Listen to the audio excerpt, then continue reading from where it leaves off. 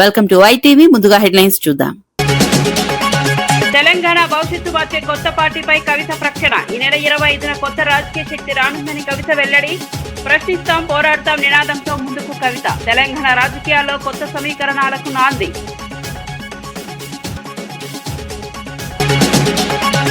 రాధాకృష్ణ వ్యాఖ్యలపై గుడివాడ అమర్నాథ్ ఘాటు విమర్శలు. మావిగన్ పై తప్పుడు ప్రచారం చేస్తున్నారని ఆరోపణ. మీడియా బాధ్యతగా వ్యవహరించాలని అమర్నాథ్ సూచన. వ్యాఖ్యలు వెనక్కి తీసుకోవాలని డిమాండ్.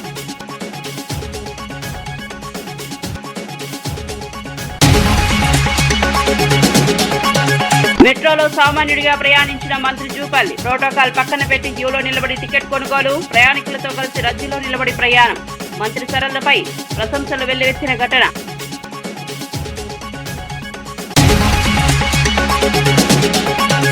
తాడేపల్లిలో వైఎస్ జగన్ కీలక సమావేశం. పార్టీ భవిష్యత్ కార్యాచరణపై నాయకులతో చర్చలు. కార్యకర్తల ప్రజల్లోకి వెళ్లాలని పిలుపు. పార్టీ బలోపేతంపై ప్రత్యేక దృష్టి పెట్టాలని సూచన.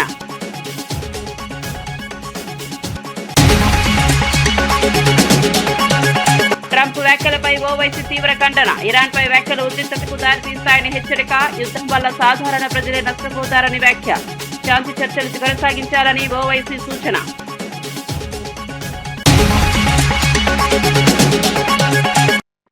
ఇక వార్త వివరాల్లోకి వెళ్తే, తెలంగాణ జాగృతి అధ్యక్షురాలు కల్వకుంట్ల కవిత కీలక రాజకీయ ప్రకటన చేశారు. ఈ నెల 25న తెలంగాణ చరిత్రను, భవిష్యత్తును ప్రభావితం చేసే కొత్త పార్టీ ఆవిర్భవిస్తుందని వెల్లడించారు. ప్రశ్నిస్తాం, పోరాడతాం, పరిష్కరిస్తాం అనే నినాదంతో ముందుకు వస్తామని స్పష్టం చేశారు. ప్రజల సమస్యలపై నేరుగా పోరాటం చేస్తామని చెప్పారు. రాష్ట్రంలో జరుగుతున్న పరిణామాల నేపథ్యంలో కొత్త రాజకీయ ప్రత్యామ్నాయం అవసరమని భావిస్తున్నట్లు సంకేతాలిచ్చారు. ఈ ప్రకటనతో తెలంగాణ రాజకీయాల్లో ఆసక్తికర చర్చ మొదలైంది. కొత్త పార్టీతో రాజకీయ సమీకరణాలు మారే అవకాశం ఉందని విశ్లేషకులు భావిస్తున్నారు. కవిత నిర్ణయం భవిష్యత్ రాజకీయాల్లో కీలక మలుపు కావచ్చని అంచనా వేస్తున్నారు. ఆనాడు వచ్చేటటువంటి మన పార్టీ మొత్తం తెలంగాణ భవిష్యత్తును తీర్చిదిద్దుతుంది. ఒక కొత్త తరహా రాజకీయం ఎట్లుండాలి, ప్రజల పక్షాన నిలబడి త్యాగాలు చేసేటటువంటి రాజకీయ నాయకులు ఎట్లుండాలో చూపించేటటువంటి పార్టీగా ఉంటుంది. ప్రతి పార్టీ కూడా ఆశామాషాగా రావడం, పోవడం, ఎగ్జిబిషన్లకు వచ్చినట్టు ప్రజల దగ్గరకు వచ్చి ఫోటోలు దిగి వాట్సాప్ లో పెట్టుకొని వెళ్ళిపోవడం, అంతే తప్పితే చిత్తశుద్ధితో నిలబడి పోరాటం చేస్తున్న వాళ్ళు లేరు. అందుకే జాగృతి ఒకటే మాట చెప్తున్నది, మేము ప్రశ్నిస్తాం. మొదలు అన్యాయం జరిగితే ప్రశ్నిస్తాం, నెక్స్ట్ పోరాడతాం, ఆఖరికి పరిష్కరిస్తాం. ప్రశ్నిస్తాం, పోరాడతాం, పరిష్కరిస్తాం. వేరే వాళ్ళలాగా సూపు కట్నం కింద పోయొచ్చుడు కాదు. ప్రశ్నిస్తాం, పోరాడతాం, పరిష్కరిస్తాం. మరి అదొకటే. అమరావతి చట్టబద్ధత అంశంపై వైసీపీ ఎంపీ అవినాష్ రెడ్డి సంచలన వ్యాఖ్యలు చేశారు. చిన్న మార్పులు చేసి సంబరాలు జరుపుకోవడం ఎందుకని ప్రశ్నించారు. పునర్విభజన చట్టంలోని కీలక అంశాలపై ఎందుకు మాట్లాడడం లేదని విమర్శించారు. అమరావతిని రాజధానిగా చేయడం వల్ల రాష్ట్రానికి ప్రయోజనం కలగలేదని అన్నారు. మావిగన్ ప్రణాళికతోనే రాష్ట్ర భవిష్యత్ సాధ్యమని స్పష్టం చేశారు. ప్రజలకు పూర్తి సమాచారం ఇవ్వకుండా రాజకీయ ప్రయోజనాల కోసం ప్రచారం జరుగుతుందని ఆరోపించారు. సెక్షన్ 5(1) 10 సంవత్సరాల పాటు హైదరాబాద్ మనకు క్యాపిటల్, కామన్ క్యాపిటల్ గా ఉంటుందని చెప్పారు. సెక్షన్ 5(2) 10 సంవత్సరాల తర్వాత ఆంధ్ర రాష్ట్రానికి ఇట్స్ ఓన్ క్యాపిటల్ ఉంటుంది అని చెప్పినారు. ఇది చట్టం 2013లో చెప్పింది. దీంట్లో ఇట్స్ ఓన్ క్యాపిటల్ అనే దాని పక్కన 2 అక్షరాలు రాపించినారు, అట్ అమరావతి అని. దానికి ఈ లోకేష్, చంద్రబాబు నాయుడు గారు ఎంత బిల్డప్ ఇస్తారంటే 2 అక్షరాలే. నేషనల్ హైవే ఉంది, ఒక పెద్ద ఇంటర్నేషనల్ ఎయిర్పోర్ట్ ఉంది, సీ పోర్ట్ ఉంది. ఇదంతా ఒక క్లస్టర్గా ఫామ్ చేసి మావిగన్ అని నామకరణం, మావిగన్ కాకుండా ఇంకే పేరైనా పెట్టుకోండి, మీ ఇష్టం, పేరు ఏదైనా పెట్టుకోండి. ఒక క్లస్టర్గా ఫామ్ చేసి మనం 2 లక్షల కోట్ల అవసరంలా 20,000 కోట్ల రూపాయలు పెడితే చాలు, మొత్తం కావాల్సిన ఇన్ఫ్రాస్ట్రక్చర్ అంతా మనం క్రియేట్ చేయొచ్చు. 10% ఖర్చుతో మనం ఇన్ఫ్రాస్ట్రక్చర్ క్రియేట్ చేయొచ్చు. ఒక పెద్ద క్యాపిటల్గా మనం ప్రొజెక్ట్ చేసుకోవచ్చు. బయట నుంచి భారీగా పెట్టుబడులు కూడా ప్రైవేట్ నుంచి మనం తీసుకొని రావచ్చు. హైదరాబాద్ నాంపల్లి మానవ హక్కుల కమిషన్ కార్యాలయం ఎదుట మహిళ ఆత్మహత్య యత్నం కలకలం రేపింది. కవాడిగూడ ప్రాంతంలో పనిచేస్తున్న శ్రావణి అనే మహిళపై దొంగతనం ఆరోపణల నేపథ్యంలో పోలీసులు విచక్షణ రహితంగా కొట్టారని ఆరోపించారు. పోలీస్ స్టేషన్ కు తీసుకెళ్లి హింసించారని, అపార్ట్మెంట్ లో తన ఫోటోలు అతికించారని చెప్పారు. అవమానాన్ని తట్టుకోలేక ఆత్మహత్య యత్నానికి పాల్పడ్డానని వెల్లడించారు. ఈ ఘటనపై స్పందించిన మానవ హక్కుల కమిషన్ చైర్మన్ జస్టిస్ షమీం ఆఖర్ పూర్తి నివేదిక ఇవ్వాలని పోలీసులకు ఆదేశించారు. బాధితురాలికి న్యాయం చేయాలని సూచించారు అని చెప్పింది సార్. నేను ఆడికి పోయినా, మళ్ళీ వాళ్ళకి ఫోన్ చేసి శ్రీవాణి నువ్వు అక్కడికి ఎందుకు పోయినావు, నేను ఫోన్ చేసినా కదా నువ్వు వీడికి రా అని చెప్పి సార్ ఫోన్ చేసింది సార్. నేను ఆడికి పోయిన తర్వాతకి సార్ నేను తీయలేదు సార్ అన్న సార్. మళ్ళీ రెండోసారి పిలిచిరు, మూడోసారి పిలిచినాక ఇట్లా అట్లనే అన్న. మళ్ళీ వాళ్ళకి ఏం చెప్పింది, దాన్ని పిలిస్తే అది వస్తలేదా, నా దగ్గర సొసైటీలోకి పిలిస్తే బి బ్లాక్ 1307 కి రామంటే వస్తలేదు, ఈ బ్లాక్ 404 కి పోయింది అని చెప్పి అన్న సార్. నేను అన్న మళ్ళీ మేడం మీరు ఏమైనా పోయినా గానీ మళ్ళీ నా మీద అంటారు, పోలీస్ స్టేషన్ లోనే మాట్లాడతాం మేడం, నేను ఏం మాట్లాడాను అని చెప్పిన సార్. చెప్పంగానే మేమన్నది సరే నేను చూసుకుంటాలే, నేను ఇప్పటి వరకు సీరియస్ కాలే, ఇప్పుడు నేను సీరియస్ అయితే నేను మీద కంప్లైంట్లు ఇయ్యలే, ఇప్పుడు నేను కంప్లైంట్ ఇస్తా అని చెప్పి ఆ రికార్డింగ్ కూడా నా దగ్గర ఉంది సార్. ఆ రికార్డింగ్ పోయి పోలీసు వాళ్ళకి వినిపిస్తే పోలీసు ఏమన్నారు, పెద్ద వాళ్ళది రికార్డింగ్ చేస్తావా అని చెప్పి నన్ను శనివారం సాయంత్రము 4 గంటల నుంచి 7 గంటల వరకు కొట్టిరు సార్. 40 నుంచి 30 దెబ్బల వరకు కొట్టి నన్ను నడిపించుకుంటూ కొట్టిరు సార్. నేను తీయలేదు సార్, తీయలేదు అన్నా గానీ తీయలేదు, నువ్వు పెద్దోళ్ళతో పెట్టుకుంటావా మేడం, ఫోన్ రికార్డింగ్ చేస్తావా అని చెప్పి నన్ను మస్తు కొట్టిరు సార్. బేవస్ కూడా అయినా కానీ నీళ్ళు చల్లి మరీ కొట్టిరు సార్, చొంపల మీద కొట్టిరు.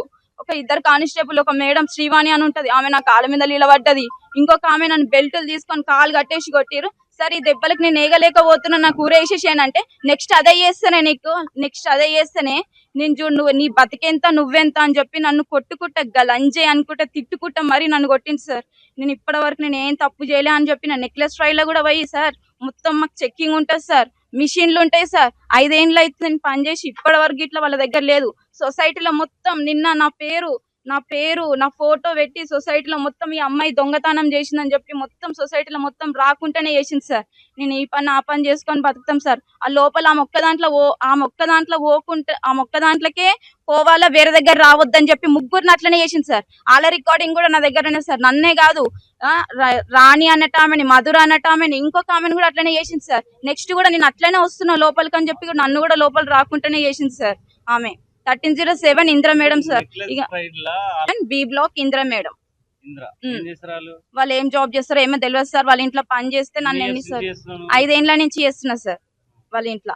నేను మెడల్ వేసుకున్న మంగళసూత్రం ఏమో తెలియదు సార్. వాళ్ళ చెల్లెది అన్నది, తర్వాతకి ఏమన్నది మా చెల్లె వాళ్ళ మరిది మంచోడు కాదు అని అన్నది. అన్న తర్వాతకి మేడం నువ్వు నాకు 3500 ఇచ్చినావు, వేరేటోళ్ళకి 5000 ఇచ్చినావు అని అన్న.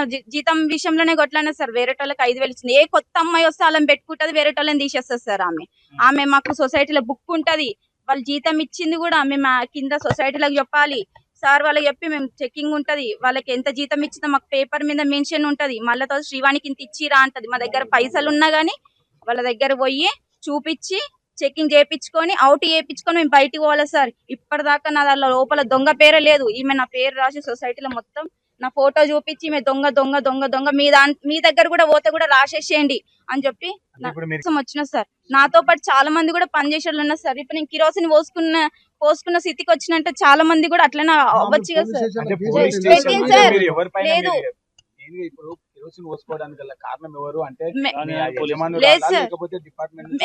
సార్, నాకు పోలీస్ స్టేషన్ లో వీడియో కాల్ చేసుకుంటా, మేడం కి వీడియో కాల్ చేసుకుంటా నన్ను కొట్టిరు సార్.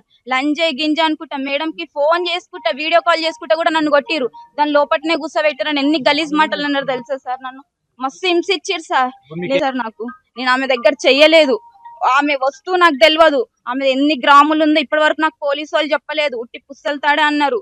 పోలీసు వాళ్ళు చెప్పకుండా నన్ను మస్తు కొట్టిరు సార్. పిల్లలు నా దగ్గరకు వస్తే పిల్లల్ని కూడా పోండి అని చెప్పి ఎలగొట్టి నన్ను దాన్ని ఎందుకు సార్, నన్ను కొట్టినాక కానిస్టేబుల్ మేడంలు బయటకు వెళ్ళిపోయారు సార్. నేను ఒక్కదాన్ని నన్ను లోపల పెట్టిరు, ఎవ్వరు లేరు. నా కేసు బుక్ చేయనప్పుడు నన్ను కొట్టిరు సార్. తర్వాత కేసు బుక్ చేసి 2 తారీఖు మాజీ మంత్రి గుడివాడ అమర్నాథ్ మీడియా అధినేత రాధాకృష్ణపై తీవ్ర విమర్శలు చేశారు. మావిగాన్ ప్రతిపాదనను తప్పుదోవ పట్టించేందుకు తప్పుడు వ్యాఖ్యలు చేస్తున్నారని ఆరోపించారు. జర్నలిస్టు నుంచి పత్రికావేదిక ఎదిగిన విధానంపై ప్రశ్నలు లేవనెత్తారు. గతంలో కలిసి పనిచేసిన వారిని అడిగితే నిజాలు బయటపడతాయని అన్నారు. ప్రజలను తప్పుదోవ పట్టించేలా వ్యాఖ్యలు చేయడం సరికాదని హెచ్చరించారు. వెంటనే ఆ వ్యాఖ్యలను వెనక్కు తీసుకోవాలని చేశారు.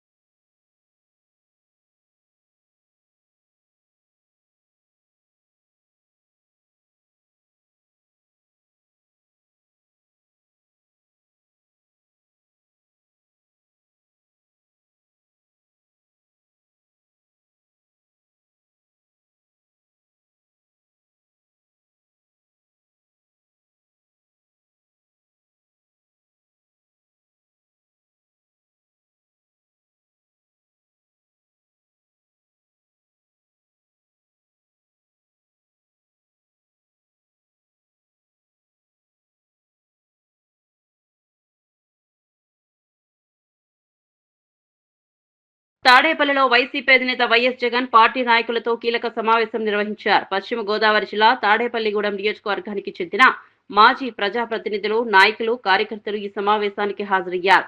పార్టీ పరిస్థితులు, భవిష్యత్ కార్యాచరణపై చర్చలు జరిగాయి. స్థానిక సమస్యలు, రాజకీయ పరిస్థితిపై నాయకుల అభిప్రాయాలను తెలుసుకున్నారు. పార్టీ బలోపేతంపై దృష్టి పెట్టాలని సూచించారు. కార్యకర్తలు ప్రజల్లోకి వెళ్లి పార్టీ విధానాలను వివరించాలని పిలుపునిచ్చారు.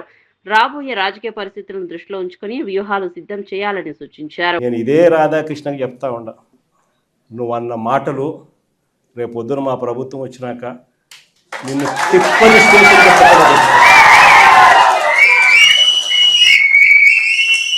వైఎస్ఆర్సీపీ శ్రేణులను, వైఎస్ఆర్సీపీ కార్యకర్తల భార్యలంటే నీకు అంత అలుసుగా కనిపిస్తుందా రాధాకృష్ణ అని చెప్పి నేను చెప్తాను. ఎవరికైనా వాళ్ళకైనా భార్యలు ఉంటారు, వారి భార్యలను ఉద్దేశించి మనలో ఎవరైనా కానీ మనమైనా కూడా అలా మాట్లాడితే వాళ్ళకి నచ్చుతుందా? ఎవరికీ నచ్చదు. నచ్చినప్పుడు అలాంటి మాటలు మాట్లాడేదానికి కనీసం అలాంటి మాటలు మాట్లాడినప్పుడు తప్పు అని చెప్పి కనీసం ఈ నాయకులన్నా చెప్పాలి కదా. ఈ చంద్రబాబు నాయుడు చెప్పడు, ఈ లోకేష్ చెప్పడు, ఇలా దత్తపుత్రుడు చెప్పడు. ఎంత సిగ్గు లేకోకుండా ఆ రాధాకృష్ణ తప్పుడు మాట్లాడితే ఆ తప్పుడు మాటలకు సమర్థిస్తారు వీళ్ళంతా.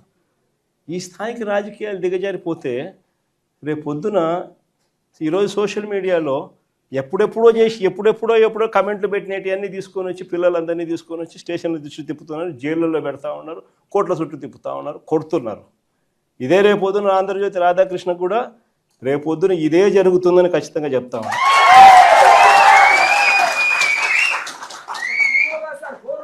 అసలు పశ్చిమాసియా ఉద్రిక్తతల మధ్య ఇరాన్ కీలక నిర్ణయం తీసుకుంది. ప్రపంచ ముడి చమురు రవాణాలో కీలకమైన హర్ముజ్ జలసంధి గుండా వెళ్లే నౌకలపై భారీ టోల్స్ ట్యాక్స్ వసూలు చేస్తున్నారని ప్రకటించింది. ఈ మార్గం ద్వారా ప్రపంచ చమురు సరఫరాలో 20 నుంచి 30% వరకు రవాణా జరుగుతోంది. యుద్ధం ఆపాలంటే తమపై ఉన్న ఆర్థిక ఆంక్షలు ఎత్తివేయాలని, ఇజ్రాయెల్ దాడులు నిలిపివేయాలని షరతులు పెట్టింది. ఈ నిర్ణయం ప్రపంచ మార్కెట్లపై ప్రభావం చూపే అవకాశం ఉంది. భారత్ వంటి దేశాల్లో పెట్రోల్, డీజిల్ ధరలు పెరగొచ్చని నిపుణులు హెచ్చరిస్తున్నారు. అంతర్జాతీయ వాణిజ్యంపై కూడా ప్రభావం ఉండొచ్చని అంచనా వేస్తున్నారు.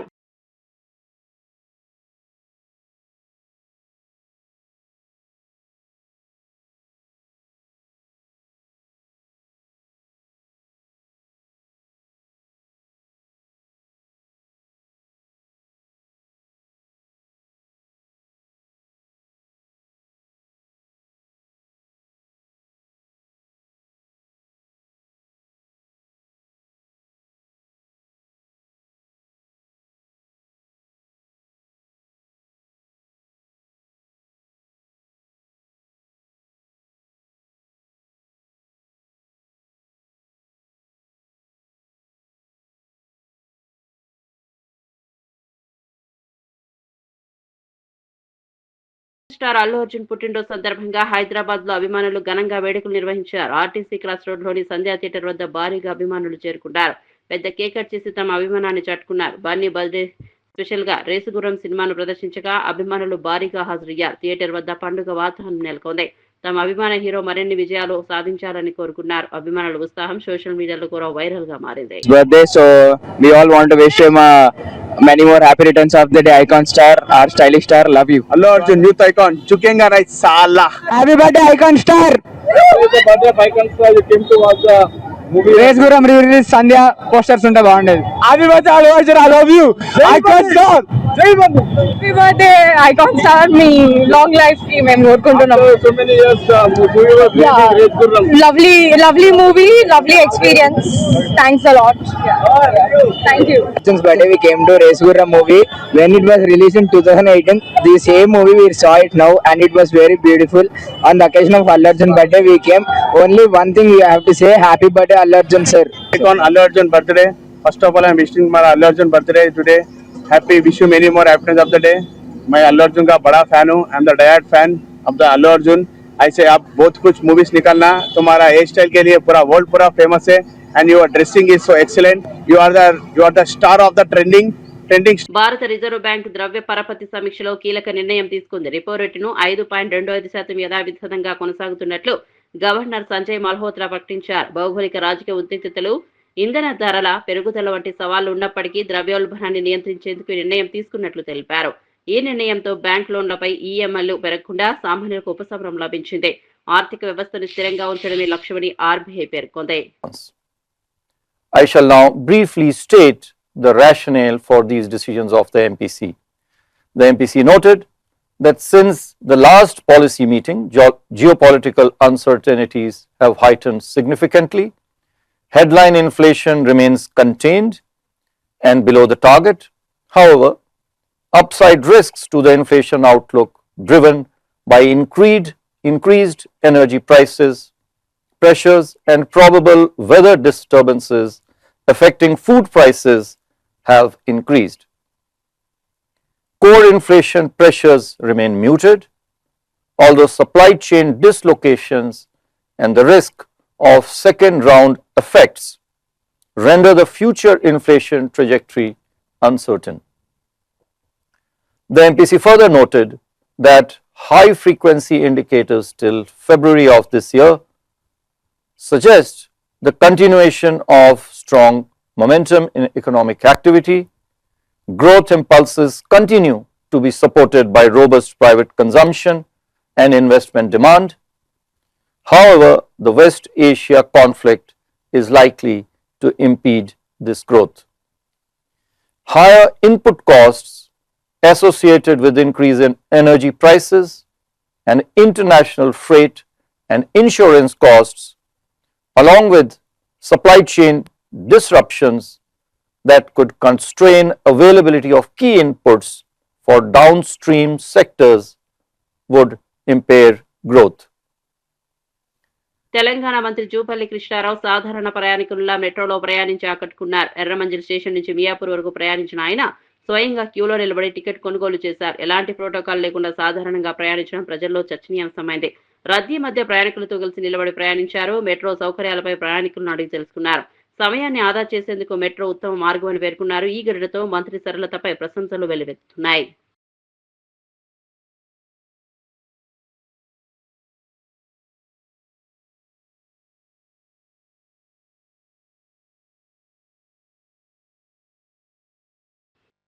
అమరావతిలో 30 కోట్ల వ్యయంతో నిర్మించిన ఏపీసీ వీపీసీఏ సీసీఎల్ కార్పొరేట్ కార్యాలయాన్ని మంత్రి గొట్టిపాటి రవికుమార్ ప్రారంభించారు. ప్రజలకు నాణ్యమైన విద్యుత్ సరఫరా అందించడం ప్రభుత్వ లక్ష్యమని తెలిపారు. విద్యుత్ ఛార్జీలు పెంచకుండా సేవలను మెరుగుపరుస్తున్నామని చెప్పారు. రాష్ట్ర వ్యాప్తంగా లో వోల్టేజీ సమస్యలు నివారించేందుకు కొత్త సబ్స్టేషన్ నిర్మిస్తున్నట్లు వెల్లడించారు.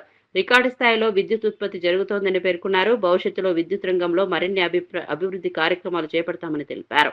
ఈ ప్రాజెక్ట్ రాష్ట్ర భవిష్యత్ వ్యవస్థను మరింత బలోపేతం చేస్తుందని అధికారులు భావిస్తున్నారు. Good morning to everyone. My name I am studying in 9th class. I am studying in Contadi Pratigadi Corporate School. It's have a not a government school. It's like a corporate school. It's have a limit. The teachers are good well. The teachers telling classes is so focused. Have a games and sports and dining hall available anything in the corporate school. It's not looking like a corporate government school. It's have a corporate school. It's built a Contadi Pratigadi Foundation. Our MP was built it here. Thank you. Our teachers are very qualified teachers and our teachers are personal teachers focus on study and anything others in street of the school. Good morning to everyone. My name I am studying in 9th class.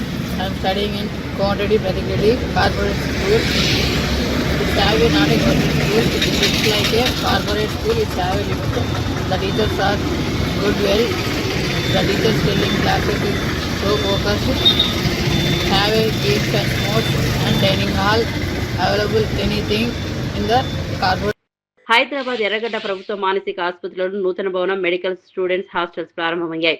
రాష్ట్ర ఆరోగ్య శాఖ మంత్రి దామోదర రాజనరసింహ ఈ సదుపాయాలను ప్రారంభించారు. MLA Naveen Yadav తో కలిసి ఆసుపత్రి విభాగాలను పరిశీలించారు.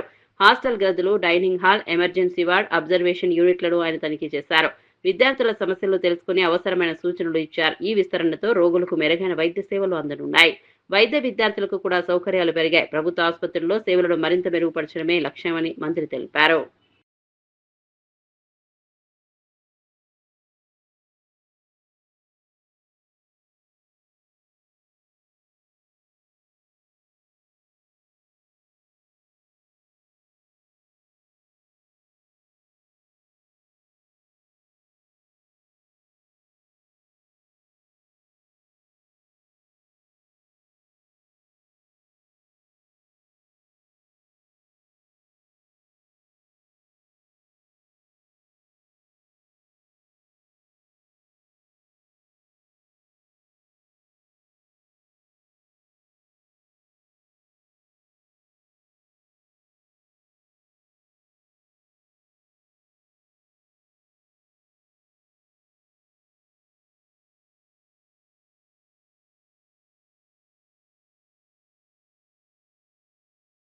అమెరికా అధ్యక్షుడు ట్రంప్ చేసిన వ్యాఖ్యలపై హైదరాబాద్ ఎంపీ అసదుద్దీన్ ఓవైసీ తీవ్రంగా స్పందించారు. ఇరాన్ నాగరికతను అంతం చేస్తామని చెప్పడం అనవసర ఉద్రిక్తతకు దారితీస్తుందని విమర్శించారు.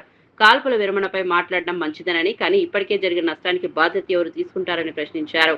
అంతర్జాతీయ రాజకీయాలు ఇలాంటి వ్యాఖ్యలు ప్రమాదకరమని హెచ్చరించారు. శాంతి చర్చలు కొనసాగించాలని సూచించారు. యుద్ధం వల్ల సాధారణ ప్రజలే నష్టపోతారని తెలిపారు. लाइन में खड़ा है, कोई क्लू नहीं है किसी के पास, तो इसमें क्लैरिटी लाने की बेहद जरूरत है और हम उम्मीद करते हैं कि इलेक्शन कमीशन ऑफ इंडिया चुनाव से पहले जल्द से जल्द एक ट्राइब्यूनल बनेगा और वो जितना जल्दी हो सके इन केसेस को डील करके, ताकि वोट डालने का राइट एक कॉन्स्टिट्यूशनल राइट है, उनको मिल सके. सर, जो सीज फायर हुआ है ईरान और अमेरिका के जो सीज फायर हुआ है, उसको कैसे आप देख रहे हैं? देखिए, ये बड़ा डेलिकेट सीज फायर हुआ है और हमारा मानना यह है कि हालिया सालों में एक तो रशिया यूक्रेन का क्राइसिस हुआ, फिर इजराइल ने 7 अक्टूबर के बाद जेनोसाइड गाजा में किया, तीसरा ये इजराइल और यूएस ने मिलकर ईरान पर हमला किया. इन तीनों को आप देखेंगे तो भारत एक ग्लोबल साउथ की एक बहुत बड़ी आवाज है और भारत हमेशा सबसे ताल्लुकात अच्छे रखकर भी जहां पर अमन की बात आती थी वो एक तारीखी रोल हमने अदा करते आए हैं. मगर मैं फिर से इस बात को दोहरा रहा हूं कि प्रधानमंत्री का इजराइल का दौरा, उसका टाइमिंग बहुत गलत था और चौथी बात यह है कि ये आप देख लीजिए कि इनको रिव्यू करना पड़ेगा. हम तो हमेशा इम्पार्शियल रहे और हम में इतनी एबिलिटी थी कि हम दो ममालिक अगर जंग कर रहे तो उनको बिठाकर हम बात कराते थे बगैर किसी का साइड लिए. तो ये हमको लगता है कि नरेंद्र मोदी की सरकार को ये स्टॉक टेकिंग करना पड़ेगा, रिव्यू करना पड़ेगा कि आखिर क्या वजह है कि एक पड़ोसी मुल्क जहां से हमेशा हमको तंग किया जाता है. తెలంగాణ భవిష్యత్తు మార్చే కొత్త పార్టీపై కవిత ప్రకటన. ఈ నెల 25న కొత్త రాజకీయ శక్తి రానుందని కవిత వెల్లడి. ప్రశ్నిస్తాం, పోరాడతాం నినాదంతో ముందుకు కవిత. తెలంగాణ రాజకీయాల్లో కొత్త సమీకరణాలకు నాంది.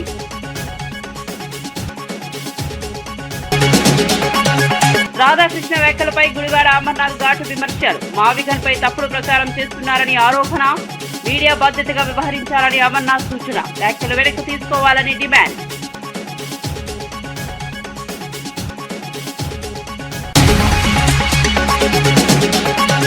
మెట్రోలో సామాన్యుడిగా ప్రయాణించిన మంత్రి జూపల్లి. ప్రోటోకాల్ పక్కన పెట్టి క్యూలో నిలబడి టికెట్ కొనుగోలు. ప్రయాణికులతో కలిసి రద్దీలో నిలబడి ప్రయాణం. మంత్రి సరళపై ప్రశంసలు వెల్లువెత్తిన ఘటన.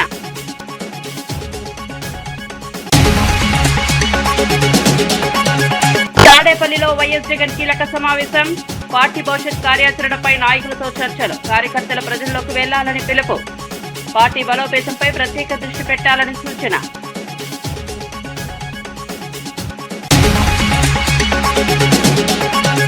ట్రంప్ వ్యాఖ్యలపై ఓవైసీ తీవ్ర ఖండన. ఇరాన్పై వ్యాఖ్యలు ఉద్రిక్తతకు దారితీస్తాయని హెచ్చరిక. యుద్ధం వల్ల సాధారణ ప్రజలే నష్టపోతారని వ్యాఖ్య. శాంతి చర్చలు కొనసాగించాలని ఓవైసీ సూచన.